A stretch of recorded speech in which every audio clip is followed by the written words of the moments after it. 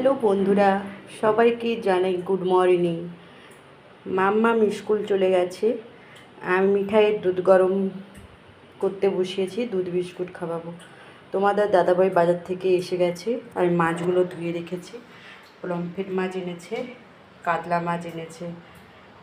তোমাদের দাদাভাইয়ের মতো কে কে মাছ কিনতে পছন্দ করেন না আমাকে কমেন্টে জানাবেন। আলুও ছিল না, আলুও এনেছে। দুধটা গরম হয়ে গেলে আমি মিঠাইকে দুধ বিস্কুট খাওয়াবো। তার মধ্যে আমি একটা বেডশিটটা তুলে নিয়েছি। বেডশিটটা প্রচুর ময়লা হয়ে গিয়েছিল। একটা বিছান ঝাড়াও হয়ে গেছে আমার।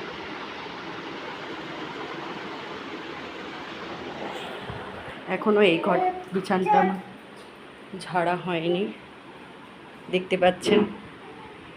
এই বিছানেরও বেডশিট চেঞ্জ করব। কদিন ধরে বর্ষা হচ্ছে প্রচুর পরিমাণে। যদি আমার মতন 3 দিনের বেশি বেডশিট পাতে তুলে দেন বলবেন। আমিও তো সবসময় 3 দিন বা 4 দিন, তার বেশি রাখি না। তোমাদের কাছে একটু পরে আসছি মিঠাইকে খাওয়ানোর পর আর এই বিছানটা ঝাড়ার পর। দেখুন বন্ধুরা, আমার এই বিছানটাও ঝাড়া হয়ে গেছে, মিঠাইকে খাওয়ানো হয়ে গেছে আমার। মিঠাই দেখুন পুতুলটাকে কেমন পা দিয়ে দাঁড়িয়ে আছে, আর মাম্মামের পুতুলটাকে কেমন মুখে কলম দিয়ে জাবড়িয়েছে। দেখো, সেই স্কুল থেকে এসে এবার কান্নাকাটি করবে। আমি যে ধুবো তাও এই রোদ বাড়ায়নি একটুও। সব জামা কাপড়গুলো ছাদে আমি মিলে দিয়ে এসেছি।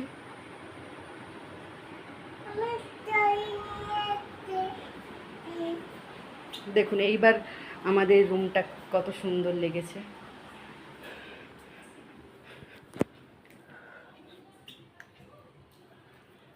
ঠাকুরকে পুজো করব স্নান করে। তোমাদের দাদাভাই অফিস চলে গেছে চা রুটি খেয়ে।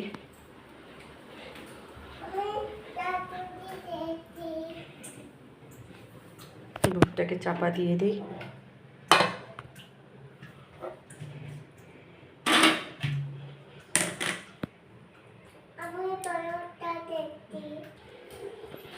এবার আমি রুমগুলোকে ঝাঁটিয়ে নিচ্ছি ভালো করে।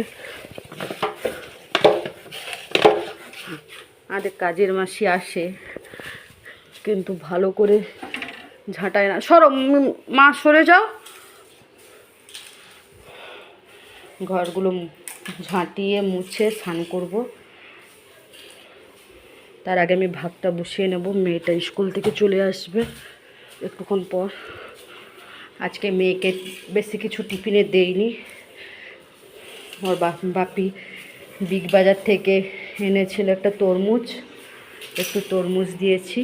আর মাখানা, আপনারা অনেকেই জানবেন অনেকেই জানবেন না মাখানা কি। মাখানা দিয়েছি আর হ্যাপি বিস্কুট দিয়েছি। আমি বলেছি ম্যামকে রাখি পরিয়ে চকলেট দিয়ে দিতে, ব্যাগে দিয়ে দিয়েছি, দিয়ে দিবে। ঘরটা ঝাঁটানোর পরে আপনাদের কাছে আমি আসছি। আমাদের দিদিভাই এসে গেছে, ঘর মুছছে।